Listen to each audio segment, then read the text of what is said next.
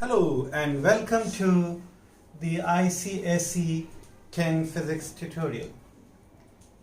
Today's topic is total internal reflection. This is part 3. In part 1 and part 2, I have discussed what is total internal reflection and everything. Here today we are going to learn TIR in a triangular glass prism, different cases. Okay. But before we start, Albert Einstein says, "I never teach my pupils. I only attempt to provide the conditions in which they can learn." And after this, let me tell you something about the importance of hope, Asha, Umeed. The importance of being optimistic. Sometimes we don't get the desired result. The outcome is not so good. But then also we have hope. It's very important. And so the life goes on smoothly because okay, the future is bright. No problem. Okay, next time. Fine. तो एक शायर ने, एक poet ने उम्मीद पे कुछ lines कही हैं, मैं आपके साथ शेयर करता हूँ. सुने, उम्मीद है पसंद आएगा. शायर कहता है,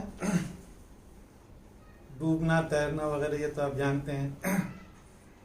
Though they are Urdu words, but they are not difficult. We use these words in our day-to-day life. डूबना, तैरना, घबराना वगैरह.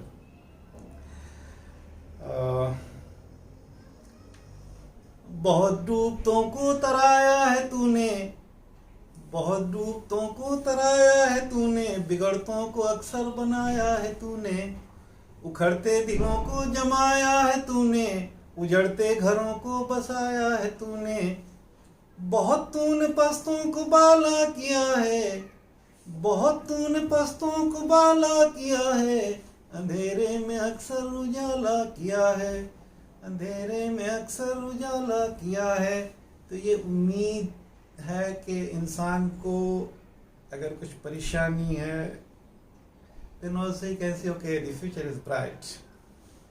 So we have okay, fine. Now today we are going to discuss TIR, total internal reflection in triangular glass prisms.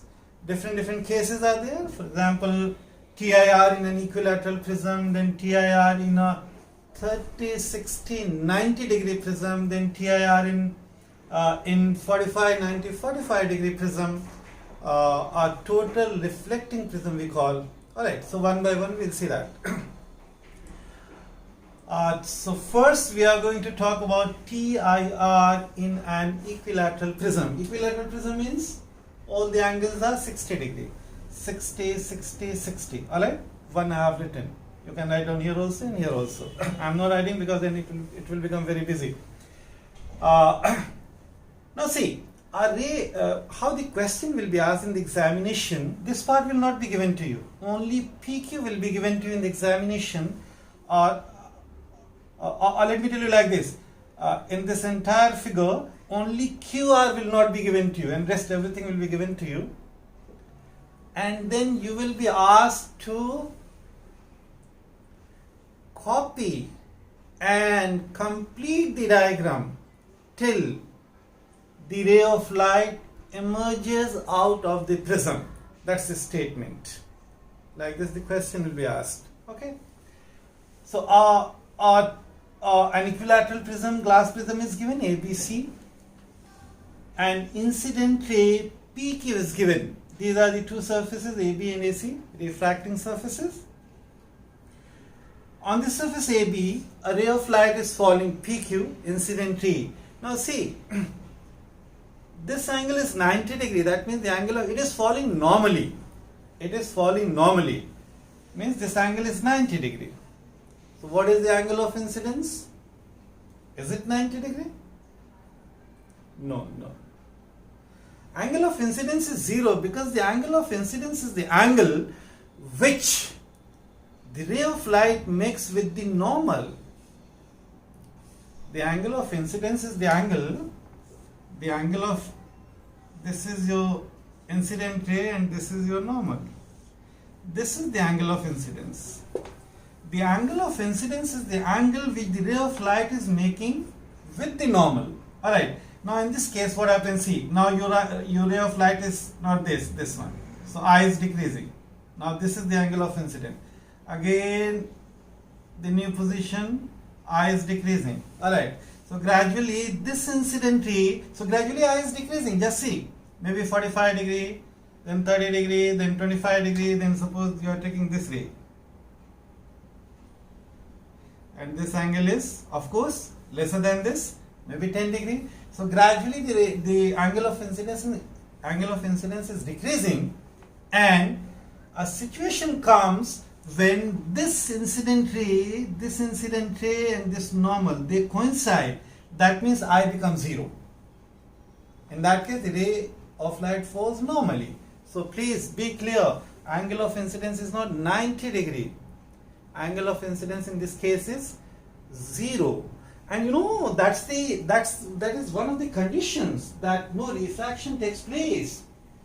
And that's why when I defined refraction through a lens, refraction, that time I told you the definition, because in some of the books I saw, they are not saying obliquely.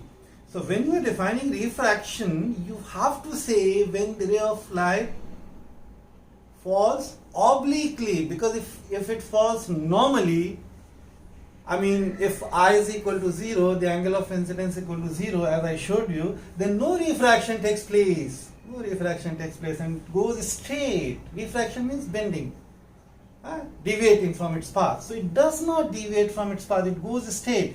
Why is it going straight? Do you know? Because PQ is the incident ray and it is falling normally, that means the I is 0.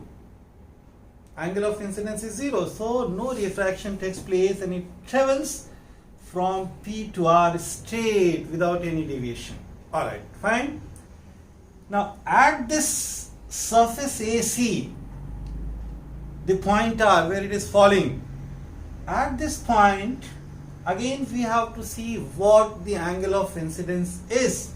What the angle of incidence is, because it is the angle of incidence which is very, very important. That's why my advice is, whenever you are drawing such diagrams, please do mention the angle of incidence, because it is the angle of incidence which is going to decide whether TIR is going to take place or the ray of light is emerging out of the prism, isn't it?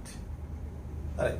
So now what we do, I'm going to draw normal at this point R on the surface AC, so that we want to know at what angle of incidence this ray, now PR or QR, is falling at this point R. What is the angle of incidence? And accordingly, it will either leave the prism, it will emerge out of the prism, or it will suffer TIR, total internal reflection. Are you getting me? And see, in all other cases also the things are same.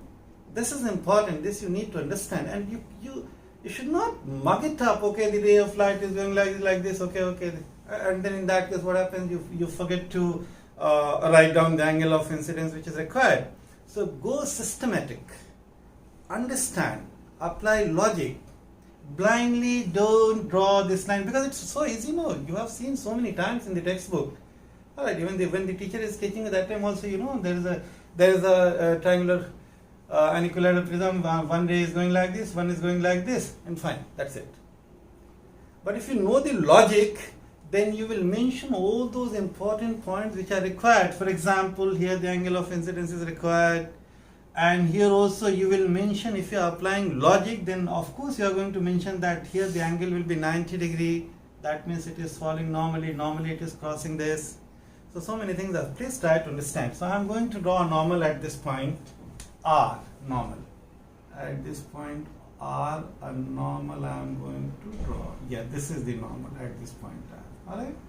This is the normal. Now the important is, this is the angle of incidence. This is the angle of incidence. This is the angle which the incident ray inside the prism, the incident ray is QR, and that QR is making this angle with the normal. That is the angle of incidence. Alright. Now how much is this? This is important. This angle is how much? This angle. This angle is how much? Alright. I'll write down, but first let us discuss. Now how will you find out this angle? And this is important. Sometimes what happens, no, because sometimes some of the students, no, we don't understand, and we know, okay, the diagram is like this, okay, like this, so some of the angles where it is important we don't write. So this angle is important. Now see this. This is 60 degree. This angle is 60 degree because it is an equilateral prism. Each angle is 60 degree, 60, 60, 60. This is 90 degree because it is falling normally. So this angle is 90 degree. Agreed. This angle. This is 90 degree. Fine. So this is 90. This is 60. Fine. This angle is 90. This angle is 60. And in a triangle, you know, the sum of all the angles should be 180 degree. So if this is 60, this is 90, then this has to be 30, what I have written. Do you agree with that? I hope you agree with that. It's very much clear.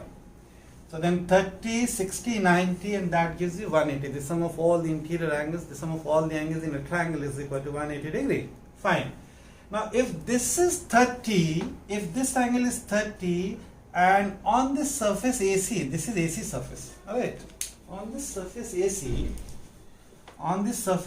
see, this is AC, and there is a normal, and there is a normal, this is a normal, this is a normal, there is a ray like this. Right, so this angle we are saying 30 degrees. So if this is 30 degrees, so can we say that this is then 60 degree? This angle is 60 degree? Because this is a normal, no? AC surface, on the surface AC, this red line is normal. That means this angle is 90 degree, this angle is 90 degree, this angle is 90 degree. This total is 90 degree, right? This total from here to here, this total is 90 degree. If this total is 90 degree and this, you know, 30. So if this side is 30, then this side will be 60 degree, because 60 plus 30 will give you 90. So if I write down here 60 degree, I hope you are okay with it. If I write here 60 degree, I hope you are okay with it. What do you say? Are you okay with this 60 degree? Because then see, this 60 degree plus this 30 degree. So 60 plus 30 is 90, and of course it has to be 90 because this red line, which is the normal, and on the surface AC. So total is 90 degree. This angle is important because this is the angle which is going to decide whether the TIR is going to take place or the ray of light is going to emerge out of the prism here only at the surface AC. Are you winning? And it's so step by step, logical, that you don't have to learn anything. You apply only logic. And not only in this, in all other cases also I'll explain to you.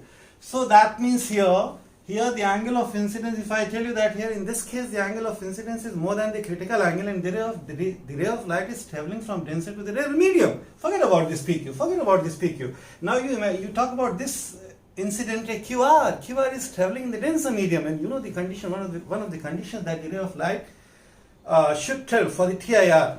For the TIR to take place, one of the conditions is the ray of light should travel from denser to the rarer medium. And it is traveling in the denser medium, and it has to go, emerge, alright? So from denser to rarer, denser.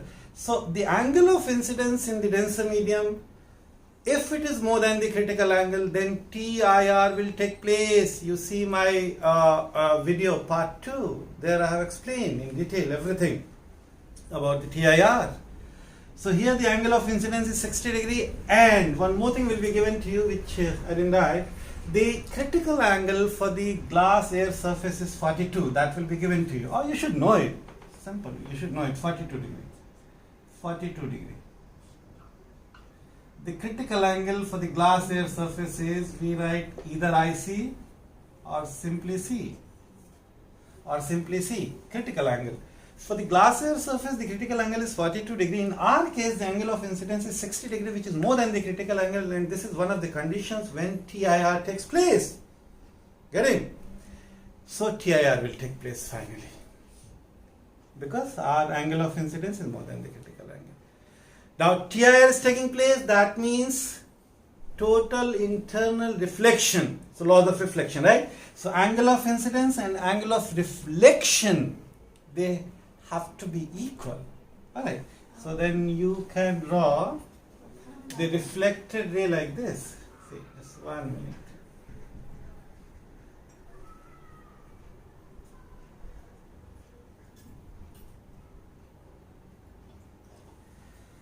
Now, don't draw this one.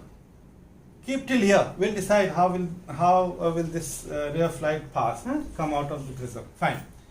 Now, if this is 60 degree, this will be 60 degree. No issues. Why? Because the angle of incidence is equal to angle of reflection. Reflection is taking place.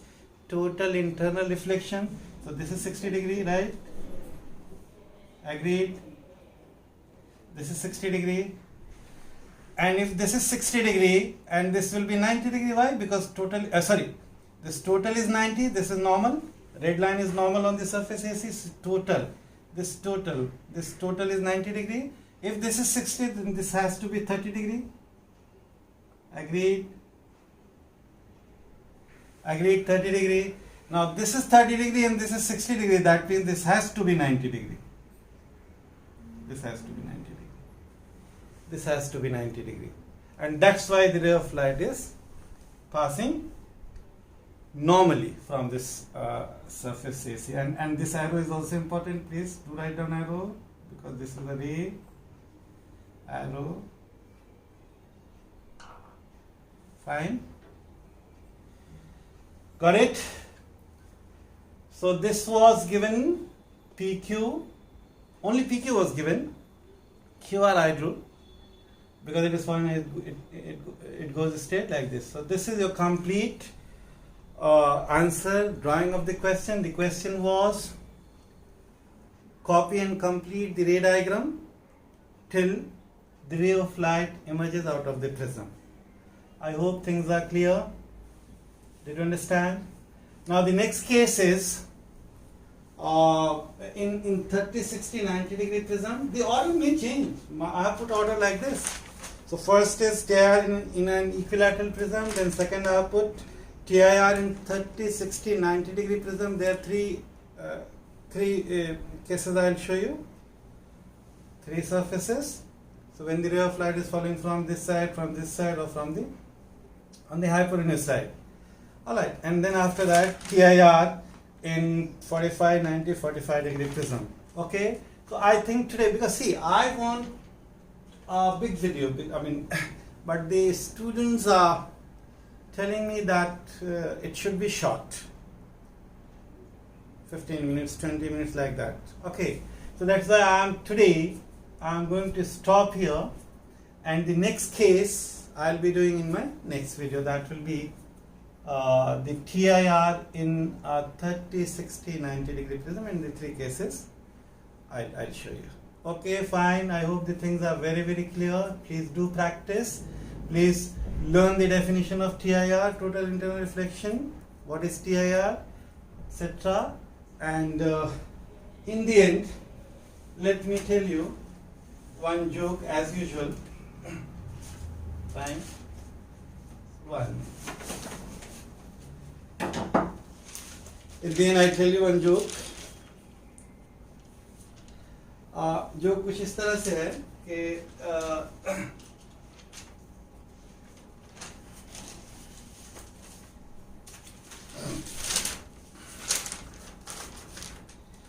एक doctor साहब ने मरीज को रोजाना 5 kilometre चलने की सलाह दी कि भाई रोजाना अगर आप 5 किलोमीटर चलें तो आपकी सेहत के लिए अच्छा होगा। सो डॉक्टर ने यह सलाह मरीज को दी।